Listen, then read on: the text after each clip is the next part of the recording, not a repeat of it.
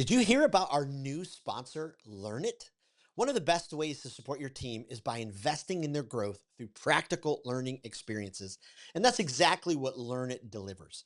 Their short, live workshops focus on the essential human skills we all need, like empowering others, managing change, and team collaboration. As a Speak with People listener, you get a free 45-day trial for up to 20 people. Start today by heading to learnit.com/speakwithpeople or click the link in the show notes and start your journey to investing in providing great growth for your team. Welcome to the Speak with People podcast, where we believe that healthy communication is the key to unlocking your leadership potential. We are the go-to resource for leaders looking to greatly improve their communication skills, whether it's one-on-one interactions, team settings, public speaking, or digital communication. By improving these skills, leaders can create stronger connections and drive positive change within their organizations. Each and every episode, we sit down with experts from various fields from around the world, just like you're grabbing a coffee with them, to dive into real, practical conversations. Our goal is to help you transform your communication skills so you can lead more effectively, build stronger relationships, and make a lasting impact. So go grab your favorite drink, settle in, and let's learn together. Well, how do you fill your pipeline with high quality clients without feeling pushy or desperate? Well, listen, if you've ever struggled with unpredictable sales, today's episode is going to be a game changer for you. I am so thrilled and honored to welcome a hero from afar. I've never met our guest today, but I've read many of his books, including Fanatical Prospecting, which is not to sound sacrilegious, it's next to the Bible over here on my shelf, but has been an absolute huge resource. One of the world's top sales experts. His YouTube page is filled with incredible content. I could go on and on about him, but he's here to dive into a conversation about how do we speak with our clients, how do we build trust with them. Jeb Blount, thank you so much for being on the Speak with People podcast. Well, thank you for having me on. It is a pleasure and an honor to meet you too, sir. Love it. Well, hey, real quick, before we hop into the story, I know many of our listeners will know you and have read your stuff, but if you could just give us maybe a little piece of your story, who you are, what you do, what's got you to this place, would love that. Well, at the end of the day, I'm a sales professional. I'm in the trenches selling, leading sales teams, just like everybody else, do it every single day. I started the company that I have right now 18 years ago, which is Sales Gravy. We're an international sales training organization. We work on every continent except for Antarctica, but we're working on that because there's some penguins that know how to sell, need to know how to sell. And we work with a who's who of really the world's top companies. You would, if I started naming names, you would know every one of them. But we also work with tons of small, medium-sized companies. And we've got a training team that is that's global in force. But I started off, in big companies selling, just like most of my clients do, every day, getting out in the field, knocking on doors, picking up the phone, calling people. And I learned how to make it rain early on and learned that if you can make it rain, you can get promoted. So I started off at 24 out on the street, calling on people. By 34, I was running the sales organization and large company. And then when the Great Recession happened 18 years ago, it's hard to believe it was that long ago, but that was the catalyst to said it's time to jump in and be an entrepreneur. I'd always wanted to write a book. Like it had been something that was kind of deep in my soul. So that was also the catalyst that said, okay, we're going to take the time. We're going to write a book. The first one sucked. It was awesome. I mean, it was awful and not awesome, awful. And I read it today and it's like hard to believe that I wrote that poorly, but it just, if you think about it, it's like the 10,000 rule. Like I'm right now working on my 17th book. So 17 and 18 will be out this year. And what you find is like the more you write it or the more you work at something, the better you get at it. And writing has kind of been that love for me. But man, I just dig what I do. Like I pinch myself every day. I'm spending 280 nights a year on the road. Wow. Going out, consulting, training, giving keynote speeches. But I dig the fact that I get to work with some of the greatest people in the world, helping them close more deals, sell more, win more, earn more. That's what we do. Wow. 18 books. Has it been one a year, every other year? What's kind of been your pattern? It's been pretty much one a year. I've had 1 year where I didn't publish a book. I think maybe it's been 2 years I didn't publish a book, and I've had 2 years where I did 2 books. Okay. This is going to be a year where we're doing 2 books. It wasn't on purpose. It was just the way things lined up. And, but yeah, pretty much that. You know, when I first started doing this, I remember telling people I'm gonna write 5 books in 5 years, and this is before I'd written any book at all. And people literally laughed at me, like it hurt my feelings. Like, there's no way you're gonna do that. It'd be a miracle if you write your first book. When they were right, like almost nobody writes a book. People talk about it all the time. Nobody Right. does. I mean, if I had a dollar for every person that comes up to me and tells me about the book they're going to write, but never writes it, I'd be on my own island. Whew. But I think that the thing that I started off with was the goal. Like, I'm going to do this. And then now the problem is I've done it so many years in a row that it's almost like a problem. It's in the expectation that I'm going to produce a book a year. And that's hard. So, you know, last year it was the AI Edge. We've got the LinkedIn Edge coming out in September. And then the second book that we're going to have coming out, this is a pretty fun book. It's 90 Days to Selling More or Selling Better or something like that. But it's a cool book that's like one of those books where every day you've got a lesson. And so fun stuff. Oh, I love it. It's just absolutely incredible. And for me personally, I'm getting ready to turn in put my first book all together. So as I've been researching for this interview, reading more of your stuff, honestly looking at, okay, the volume that you've done and all the times I've said, I'm going to write that book. It was just great to go, nope, I'm going to finish it. This is great. Yep. Let's get it out into the world. And that's what I tell people all the time. People come to me, I really want to write a book. I go, look, writing a book is really freaking hard. It's hard. And almost nobody does it. Everybody says it, nobody does it. And then the next thing they go is like, well, how am I going to sell the book and market the book? I said, you're worrying about all the wrong things. Just write the book. Yep. Write it because you want to write it. Yep. And the way that I explain to people who ask me about writing books, like, how do you get your ideas? I just say, I write books for me. Like, I write books that I would want to read if I was a salesperson. I write the book that I want, like, even after I've written the book and I've done the audiobook, that I'll go listen to because I like the ideas in the book. Yep. And I believe that you write the book that you want to write. Forget about selling the book, because writing a book is almost impossible. Right. Selling a book is impossible. It's very, very, very hard. Yeah. And there are a handful of people on this planet that make enough money selling books that they don't have to do anything else. I'm one of them, but I'm one of them because I've written, like, I've got 18 books or 16 books published. I got 17 and 18 coming out this year. Yep. And I've got one, Fanatical Prospecting, that is like the Harry Potter of sales books. And I just got lucky on that. I mean, I just hit all the right notes at the right time. And you only get 1 or 2 of those as an author in your lifetime. And I've got a couple of those that have sold at that level. But, and if I quit training, if I quit giving keynotes, if I just stop doing all the things that I do, I would quit selling books. I'm selling books because I'm out on the road working at selling books. Yep. So like a concert artist, like if you just put music on Spotify, you're not going to make any money. The only way you make money is on the road. Right. So what I say to you, like, if you're a person that says, I really want to write a book, and I believe that most people have a book in them, forget about selling the book. Just thinking about writing the book. Get that done first. I love it. And then we can worry about all the other stuff. I love it. And it seems like maybe what I've learned from you as well from afar in writing, and then especially in sales with, clients and pipeline, is just the consistency is really the gold part. Nobody sits down and writes a book probably in 3 days. It's just the consistent plan to keep going. Yeah, it is.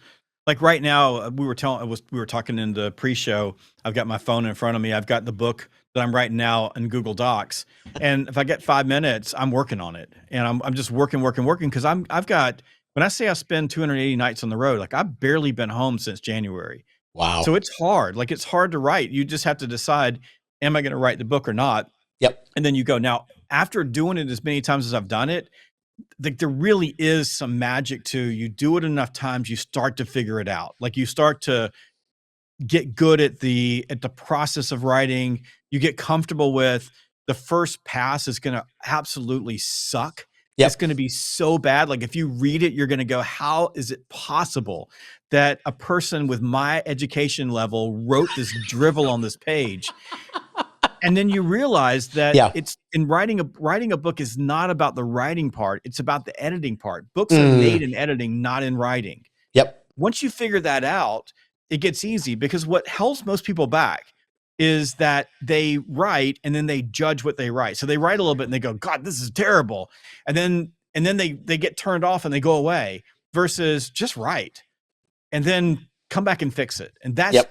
the thing that I would say that over the last 18 years of writing that I've personally gotten good at is editing. Like I can go in and take the parts of a chapter. Like last night I was working on a chapter and I'm in the middle of it and I'm like, nope, this line needs to end the chapter. This Yep. line needs to start the chapter. Yep. Even though that wasn't how I wrote them, it was just when I went through it, my brain now goes like boom, boom, boom, boom. And 18 years ago, I didn't work that way. That's why the first book that I wrote, even though there's pieces of that book in almost every book that I've written, it was the foundation for everything, is just bad. Like I read it now, it makes me want to throw up. It's so bad. Yeah. But that's probably a lot like, if you had to go back and sit down with 24-year-old Jeb when you first starting in sales, if you could do that, if you could go back and go back in time and, hey, these are the biggest mistakes. If we switch corners here for a second, I love to geek out on the writing and all the books. If it's, from what you've learned from sales, especially prospecting, building your client load, are there a couple like, giant, warning signs that you would say, hey, 24-year-old Jeb, you got to stay away from these? If I were like, well, let's just take books for a second. So if I'm giving you advice on you're working on your book, I'd give you like 2 core pieces of advice. Number 1 is make sure that your name is big on the cover. Like look at my books. If you look at my books, look how big my name is. Yep. Right. Why? Love that. Because almost always people are looking at your book online and all they're going to see is a thumbnail. And first-time authors, they feel like they don't deserve to have their name really big on the book, but your name is your brand. Right. So you want to begin with get your name big on your book. That would be number 1. And if you're a person that could, like some people would argue, put your picture on your book. Like, and I get that, like put your picture on your book. My book covers are a brand all into themselves. Like if you walk into an airport or a bookstore, you see a shelf that's got my name on it or your shelf in your library, it's a Jeb Blount book. Like you get that. Yep. And that's by design, but make your name really big on your book. Number 1, like biggest mistake first-time authors make is they've got these covers and you can't read their freaking name. Number 2, if you read authors who write their very first book, and there's a handful of exceptions to the rule, and I don't know if they had really good editors or they just got lucky or they figured this out. But my first book called Power Principles, which did well. The reason that I'm here today is because I hustled that book. Like I hustled that book out of my trunk of my car at Chamber of Commerce meetings. And I sold a bunch of them, and I sold enough of them that a big publisher called me and said, we've been watching you. We want to do a book with you. But if you read that book, what you'll notice is it's super passive. So rather than me telling you what to do, I say things like we should, and I'm really like, I'm equivocal about how I'm explaining things. Now flip forward to Fanatical Prospecting, which is the 6th book that I wrote. Like a lot of people don't get that. Like there were 6 books that led up to this massive global hit that was called Fanatical Prospecting that is published in almost every language on earth. Okay, wow. Think about that. So, I mean, it's been the number 1 business book in multiple countries. Okay. What's the difference between that book and that book? I am in your damn face. Like I am the person that I am. Like I let me come out. Like that's how I coach people. That's how I teach people. I've always been that way. But in my first book, I felt too timid to just tell you. Like I don't own that space. So when I'm giving authors advice, I'm like, just cut the passive out. And if you don't know how to do it, there's what is it, Grammarly? Go get on Grammarly and run everything through Grammarly, or go get on ChatGPT and run through ChatGPT and say, tell me where all the passive language is. Grammarly is where I learned it. Like I got into Grammarly and it would say, this is passive, this is not passive, this is active. So that you are, instead of saying what we should do, you say what you should do. You need to do this. The book is for you, not me. You do it. Now I'm writing a book for me. And when you shift that, it's a much easier. And a good example of that is a book that I just read. I should have read it a long time ago, but it's and I've been talking about it a lot because I like the book, and it's a reason why it's a massive global hit. is Atomic Habits, James Oh yeah. Clear's book. But he does a really nice job in that book of being active. His language is active versus passive. It's short sentences, easy to read, like easy to consume. And you don't realize it when you're reading it. You just feel it. Yep. But if you go back and read it from that perspective, you can just see the way he organizes language it's just super powerful. And the book, I mean, the content in the book is fantastic. There are a few ahas in there, but most of it, most people would like look at it. It seems like it's common sense, like we understand it. But he took that information and he developed it and he built it in a way that made it feel like this is the first time you've ever read this before. Right. And it's just brilliant. Like it's a brilliant book. So that's what I would like going back and looking at, at that. So if I go back and look at my 24-year-old self, I would have a different perspective, which would have been there's times when you probably need to shut up because your mouth keeps getting you in trouble. Now my 58-year-old self has the same problem, but not as bad as my 24-year-old self. So, it's back to that. Like I listened to your last podcast episode with the gentleman, I can't remember his name, but he was a British guy. He lived up in the Northeast. He's a trainer, speaker, and it was about dealing with cynicism. In fact, I just sent it to all my trainers and said, you need to listen to this. Right. But it was that process of when you get challenged, you just smile and say, thank you. I appreciate you challenging me. My 24-year-old self would have punched you in the face. Right. Right. So like there's really good lessons in like teaching yourself at 24, you need to really like focus on emotional intelligence and focus on impulse control. That would be the most brilliant lesson. And that's hard because there is science that says that we gain emotional intelligence as we get older because we get wisdom as we get older. Right. And it's hard to get that wisdom when you're younger because when you have someone who's 58 years old in front of you saying, you should probably do these things, you're like, what do you know, old man? That's how you feel. Right. Oh man. Oh, so powerful. Yeah. How he was brilliant. I mean, just listening to him because It's good. I was like, this is incredible. And I always love to use the word brilliant with British folks, anyways, because they use brilliant a lot. They do. He had a really good accent. His accent was solid. Trying to think of the actor that he sounded like, but he was good. Oh, I love it. I love it. So, fanatical prospecting, you talk a lot about the kind of the mindset shift we need to make. What's the walk us through that? What's the biggest, hindrances sometimes to where we're at? How do we get to that place where, we explore that? I mean, the mindset, if you're running a business and you got to get and understand that the thing that's going to kill your business is that you don't have enough customers. It's pretty simple, right? Your job as a business person is to go get customers and to keep customers. That's it. Like everything else is academic. Now, we could argue they have to be profitable customers. Okay. So you have to get customers that create cash flow, that create profits. If you're a salesperson, you got to recognize that your income is going to be predicated on your ability to go out and get customers. And the more customers that you're able to sell at the right margins, the more money you're going to make. If you're an executive who runs a large company and you've got lots of salespeople, we got to understand that if those salespeople aren't going out and hunting and finding new logos and bringing those logos in, or working within your existing business to expand those customers, which is also a form of prospecting, you're going to die. Your salespeople are the elite athletes of your organization, but elite athletes get paid to score and salespeople get paid to score. And the number one reason for failure in sales is an empty pipeline. And the number one reason why people have an empty pipeline is that they're not consistently prospecting every day, every day, every day, every day, every single day. And if we take that further, right, we go back to my 24-year-old self who had a big mouth and poor impulse control. And we look at salespeople who have a full pipeline, who are prospecting every single day, have better impulse control. Like if you have a full pipeline, you instantly gain emotional intelligence. You're better at everything. You have a full pipeline, you can sell like you don't have to sell.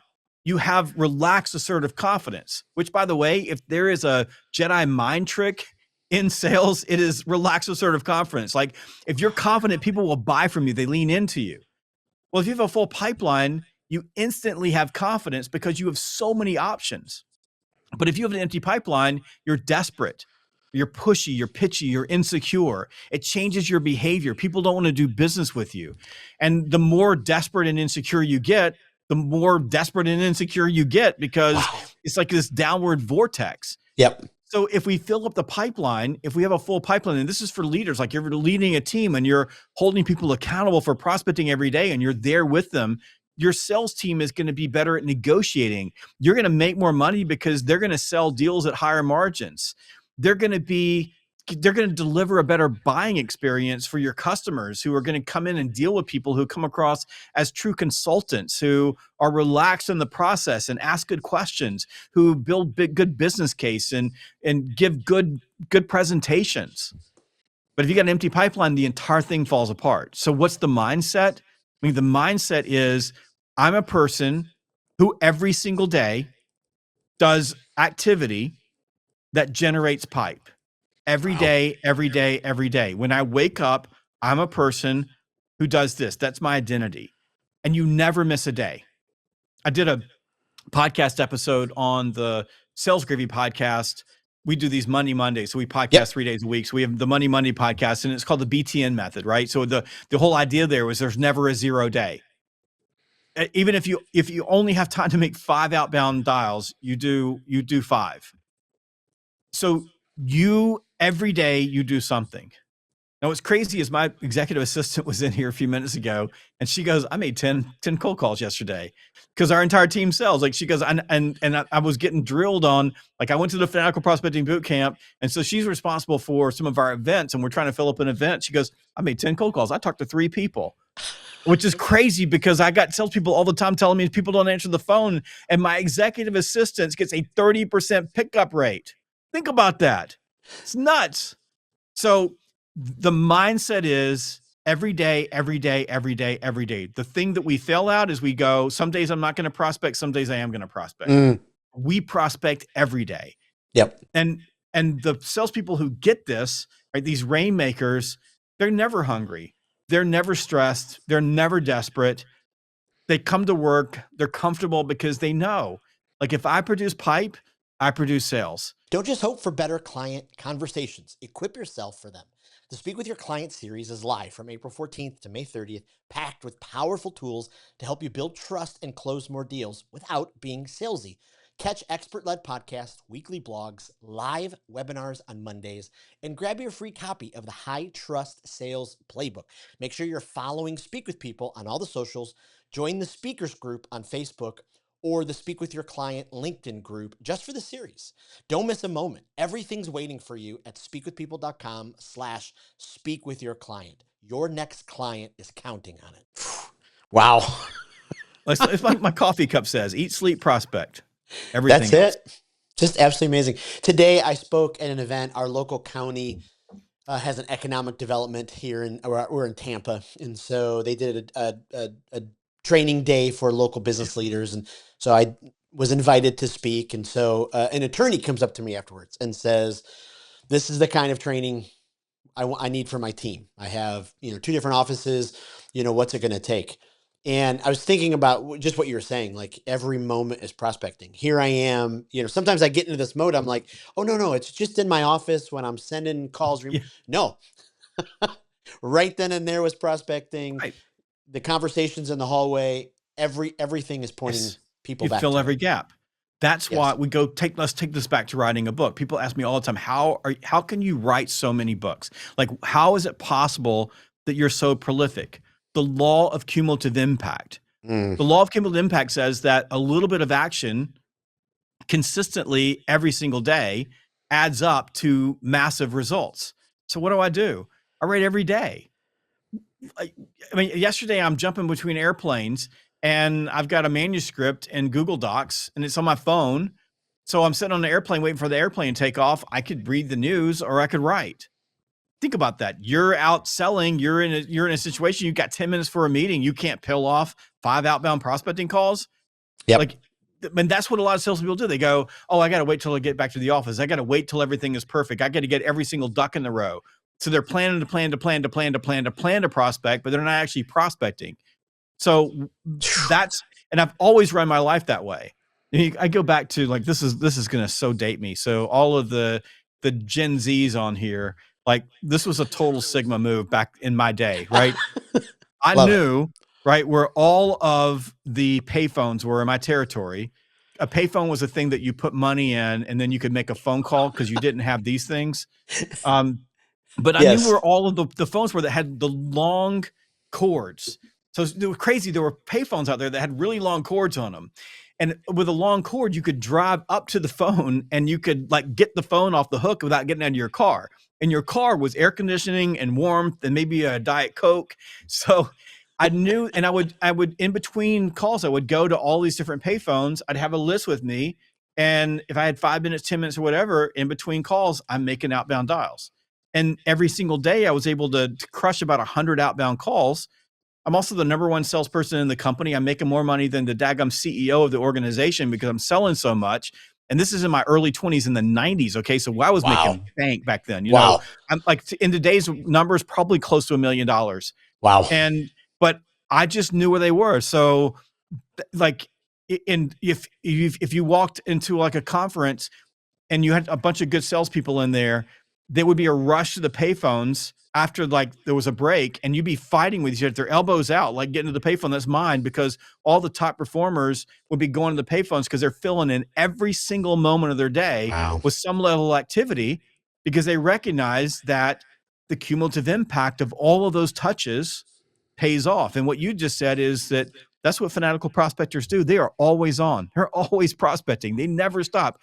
And all of us see them. Like you see them everywhere. Like today, they're, you're at a networking event. You know who the fanatical prospectors are because they got a handful of business cards and they're going boom, boom, boom, boom, boom. And there's a whole lot of people going business cards. That's so old school, right? But they're carrying around business cards because they're like, hey, like I'm just reaching in my pocket right now. I bet I got business cards in here. I do. I got a handful of business cards in here. Right. In the pocket of this coat. I don't even know when I put them in here, but they're in all my coats because I never know when I'm going to meet someone. They're going to go, give me your information. Then I'm going to go, here's my business card, but I also have it on my phone. I can send it to you. And I've got one of those little cards I can tap you with if that's what you want. But I want to get my information out there so that when you get back to the office, you're looking at it. Yep. Absolutely. And I was, this is my handful of business cards that I love it. I got today. Okay, let's talk for a second. If you put those business cards in like a Ziploc bag, like you got a walking around CRM.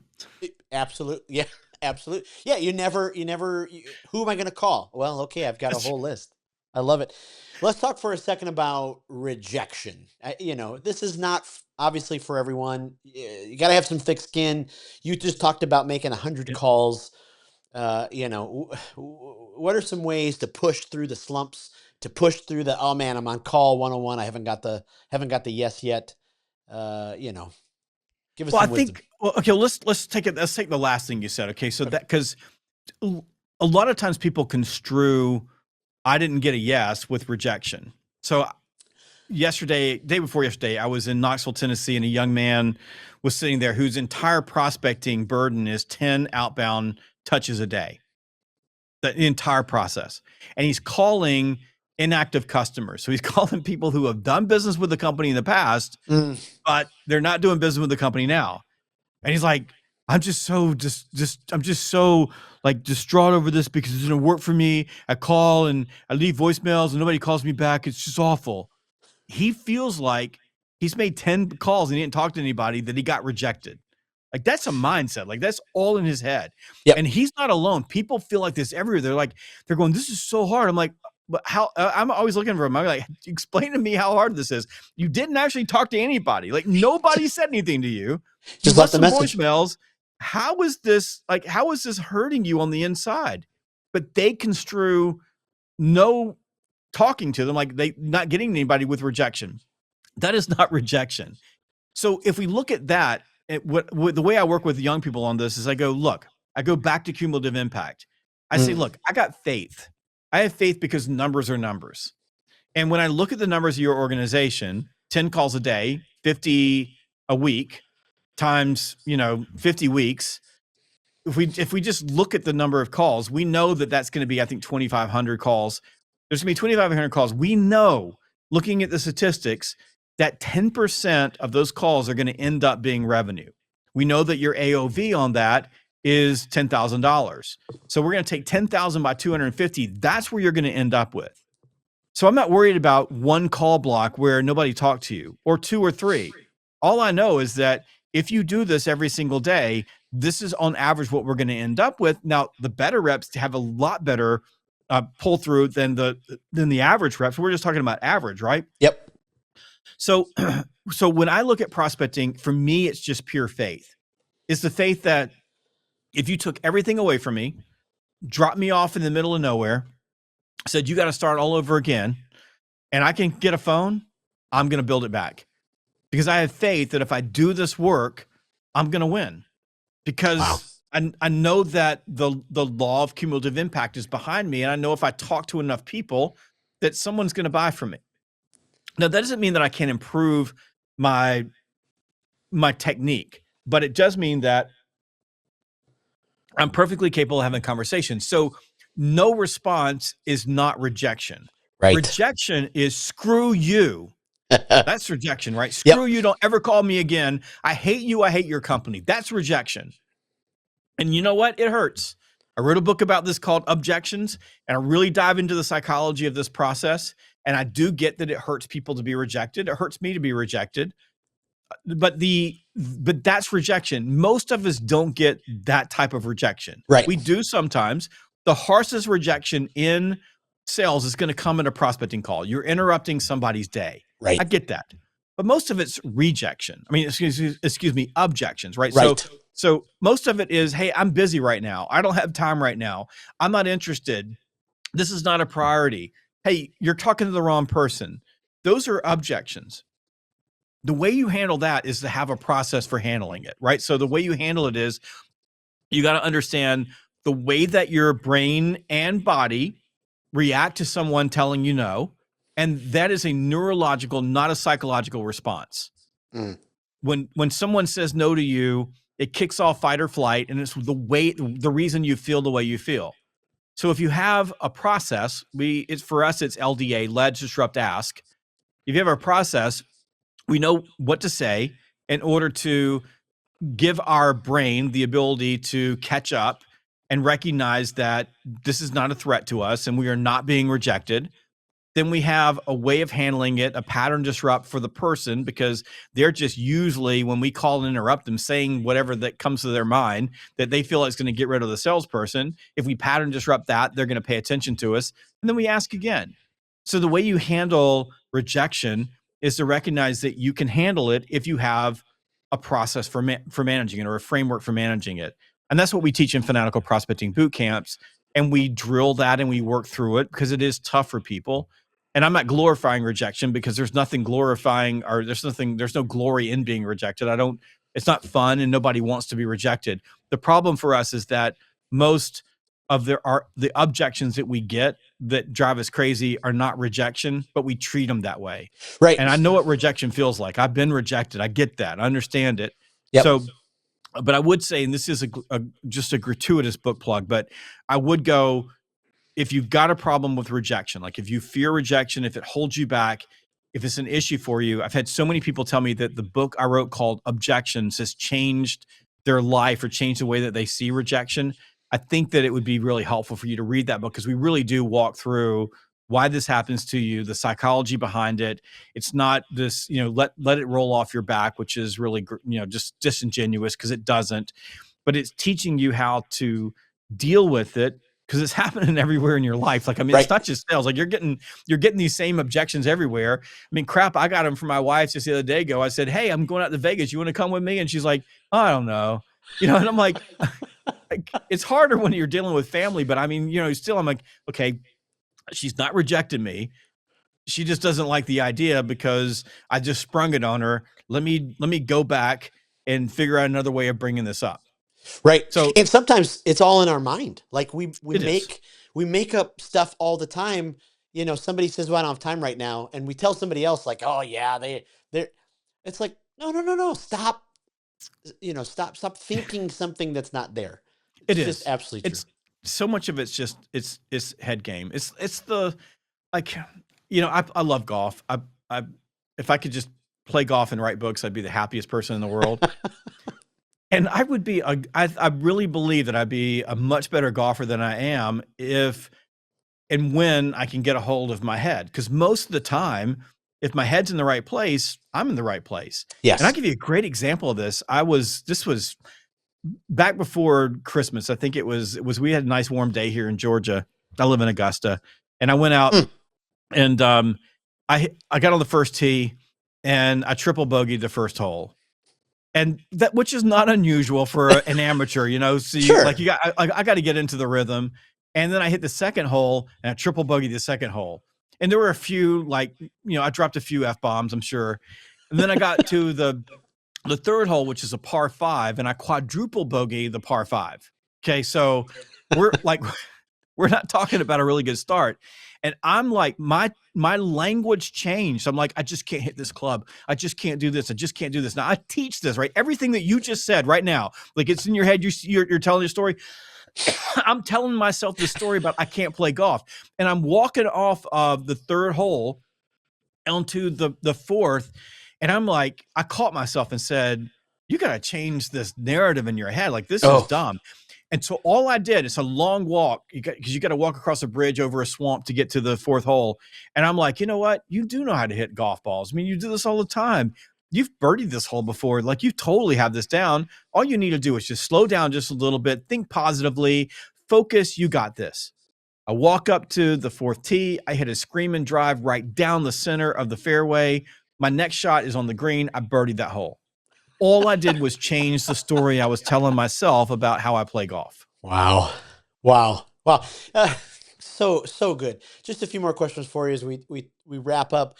But so much of what we do is Speak with People is we teach leaders how to improve their communication skills. Because when you know how to communicate in healthy and effective ways, for you, especially with the teams you lead, with the audiences that you're teaching, how important. I would just love to hear from your thought process. How important is it for leaders to continually be improving how they communicate? Look for things that are obstructing the communication process. Like what's that process like for you? Well, I'm a leader. I run a company. We're not a huge company, but we have 34 people on our team. And over the last couple of years, because I travel so much, one of the things has been really focusing on communication. Yes. If I think about leadership, right? So if leadership was a language, it would be a language of questions. Oof. And I think this is where we get into the most trouble as leaders, is we walk into a room and believe that we need to say something that's going to move the needle with people. And the reality is that most of the people in the room already know what to do. They just aren't doing it. And it's the question that we ask that's going to get them to become aware that they need to change where they are. I mean, if you think about it, most of the time with leaders, we're just getting people to change where they are. Otherwise, we wouldn't need leaders. Like because people would do it on their own. Wow. So if leadership is a language of questions, and we recognize that a question that we ask is more impactful than anything that we'll ever say, and anything that we could say is going to carry more weight and impact when we deliver it in the form of a question. And that's what's hard when you're a leader like me, when you're on the road 280 days a year and you come screaming into a room. And this is just the truth about my company. A lot of my people, I'm walking through the door, and this year I've been working with coaches, myself, everybody, because we're trying to scale up a little bit further than we are. We're not going to do it the way we've done it before. You come in and you're like, blah, blah, blah, blah, blah, blah, blah, blah, blah, blah, blah, and then you leave. And the problem is that there are 10 people there, and 10 people heard something completely different. Yes. And not stopping to go, what did you hear? So one of the questions that I've been using this year is, when I say this, what did you hear?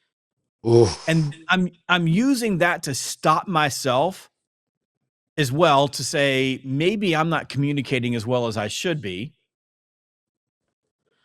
And I have a long way to go. I mean, I'm going to be 90 and I'm going to still working on this, but that's what I would say to leaders is, you got to think, what's the question you're asking? Yes. So your last guest was, at least I don't know when I'm going to be in the lineup, but the last podcast that I listened to was a British guy who was a trainer, and he was Yes. talking about good behaviors in a training room. So think about that from a leadership standpoint. And we was really talking about people who are cynical and push back. And I love what he said. He goes like, if everybody's ready for training and they're so happy to be there, this thing's easy. Like you win when there are people who don't want to be there. And then by the time you leave, they're going, I'm so glad that I came. Like that's the win. 100%. Okay, so but when I'm working with trainers, and I've been doing this for 30 years, when I teach trainers who go, I don't really know if I can train this. I don't have a good grasp of the material. I don't know this. I get with the trainer and go, listen, here's the thing. You're worried about what you're going to say. You're worried about the wrong thing. They already know everything you're going to teach them. You're not teaching them anything new. They just don't know how to apply it. When you walk through the door, the very first question you should ask, and we do this in our training, is, hey, we're going to do a quick breakout. I want you to tell me what all your challenges are. Wow. And then you get them and they walk through their challenges and they're going to tell you, these are all the things we want to learn. You can handle that all day long.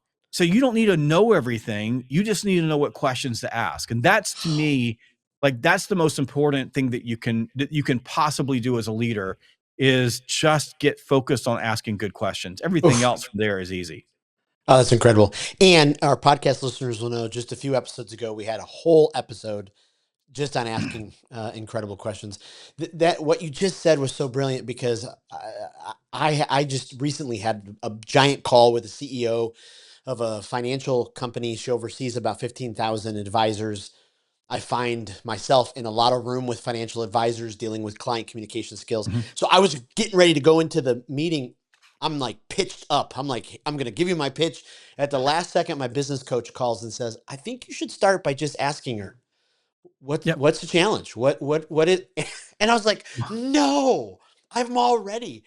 And she brought up idea after idea. And I was like, oh my goodness, I would never have thought of that. Gave me so much more, it was brilliant. And now think about what you did. So when as we're teaching salespeople, right? We help salespeople understand that people are going to buy or take action for their reasons, not your reasons. So in order for them to move, we have to understand what their reasons are. And the thing about human beings, right, is that we have this desire for people to get us or understand us. That's why we walk around the world talking. We talk so much because we want people to try to understand things from our perspective. So when you sit down and say, what are your biggest challenges? And she's going, blah, blah, blah, blah, blah, blah, blah, blah, blah, blah, right? All these things. Then all you have to do in order to get her to buy in is tell her the story that she just told you about herself and the context of where she needs to go to make the changes she wants. Simple. Oh, just brilliant. Just brilliant. With that, let me ask you a couple rapid fire questions. We're filling this online communicators library. Listeners, if you go to speakwithpeople.com/skills library, you can find it. We ask all of our guests these. We talk about a lot of speakers on here. Do you have a favorite speaker? Every time you hear the speaker, just fills your cup, blown away. Can't wait to recommend them. Yeah, I love Victor Antonio. I think he's one of the most brilliant modern speakers of our time. He is just so powerful. I love him. And then if I could go back to like speakers that you can't hear anymore because they're not around anymore, man, I would go back to Zig Ziglar. I could listen to him until the cows come. He was the best ever. So if you can go back and listen to recordings of Zig, you'll win. But Victor Antonio, if you like salespeople and like sales speakers, he's freaking awesome. I love it. If you're a podcast listener, not every leader is, but if you are, is there a development podcast or a guilty pleasure that you just keep going back to that you just highly recommend? Oh yeah. It's really simple for me. The podcast that I listen to, the leadership podcast I listen to every single week without fail, is EntreLeadership with Dave Ramsey. So good. And you're running into a leader. They're about to go on a trip to a desert island. They can only take one book. What is the book that you say, hey, you got to take this book?